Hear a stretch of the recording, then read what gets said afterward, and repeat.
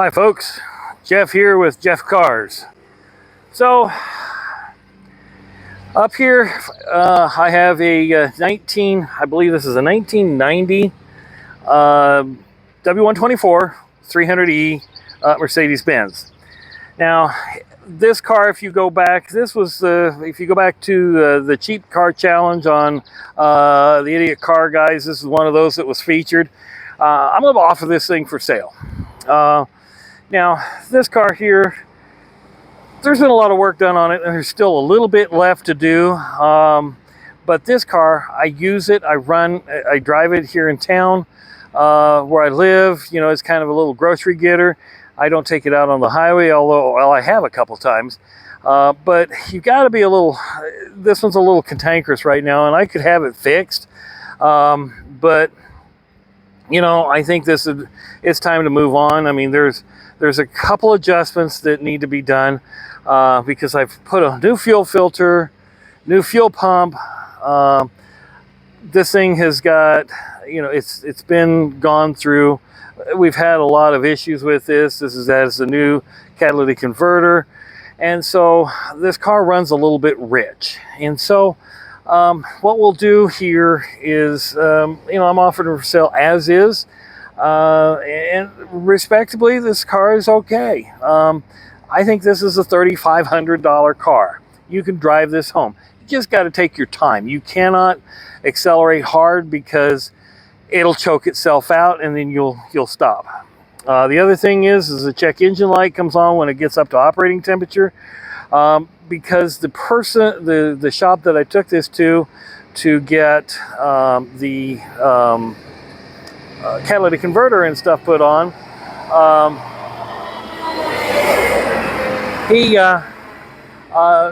I said go get a resonator, put a resonator on it so it quiets it down, and he didn't do that. But you know, it is what it is. And sorry for the background noise, but you know, some of the farm equipment that goes by, I got to deal with it. In fact, if you go back to the Idiot Car Guy's very first video, you know, we had the same diesel sprayer thing. But anyway, here it is, 300E 1990. This car, the speedometer works, the odometer works, the fuel gauge is starting to work now that the tank is getting the stuff worked through. I put a little 44K in it.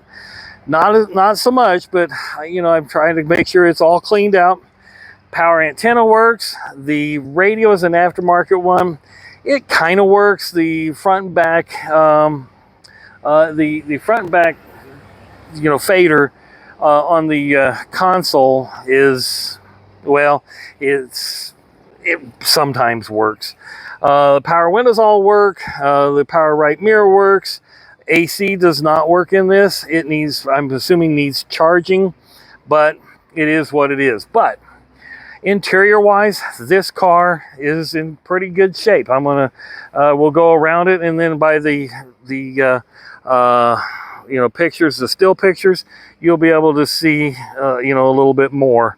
But if you look here, paint is in pretty good shape. It is, you know, this is a 1990 model car. But the interior in really good shape. Do have that bolster right there, some damage. A little leather patch would probably work okay. No cracks in the dash. 139,210 miles. I don't believe the clock works. You know, the wood in the center console is in really good shape. Back seat in this thing, marvelous condition. I'll include the filters, the plug wires. I bought a few miscellaneous parts, but you know, I started to change the plug, or I did change the plugs. I just haven't changed the wires. I'll include those. You know, it's in pretty good shape. Trunk, you know, really, it's in really good shape. Even the trunk light works. You get over here, there is a little rust on the passenger side wheel well. A little bit of rust right there right above the cladding on both doors. But you know, that's about the extent of it. It's a 6-cylinder engine, 3-liter 6-cylinder engine, and you know, it's kind of peppy, but again, it needs to be leaned out, and I tried to a little bit, but I just haven't got to it. It takes a special tool to go down into that Bosch Jetronic system. So I'm going to go ahead and put the camera back on the tripod, and I'm going to go ahead and start the car and show you how well it runs, and so you can hear it. All right, let's see here. This one, the central locking system does work, and it's going to be a little noisier, a little louder, only because it doesn't have the resonator, and the space is there for the resonator, so you know, one could actually put it on there. And also, it does have a radar detector that came back in the day of the in the factory portion of it, and it works. It actually works. You know, when you come up on those speed limit signs that says, you know, the speed limit and your speed, well, it actually beeps, and so that's what that beeping is. It's running a little bit rich, but once it gets, you can tell when.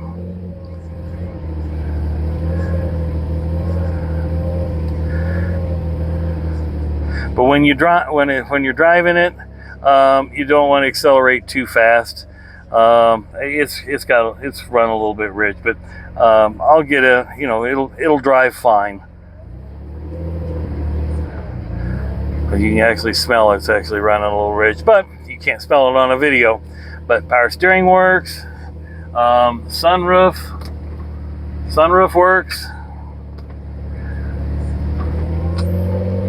There now. Driver side window works with the automatic down. Passenger side, it's also got an automatic down. Power seats work. Rear windows work. So overall, this car is really, you know, a little tinkering, and you'd be fine. I actually like driving this car because it's tight. The suspension, you know, there's no clunking. It actually handles very well, and it starts right up every time. But like I said, the check engine light will come on when it gets up to operating temperature, and that's because there is no O2 sensor in front of the catalytic converter. So that will need to be done. The wires are there. The wires typically on the catalytic converter, or for the catalytic converter system on a Mercedes, is under the floorboard of the passenger's front seat, and you just have to get one. So anyway, folks, there it is, 1990 300e Mercedes-Benz, clear title. It's offered for sale for $3,500. Thank you.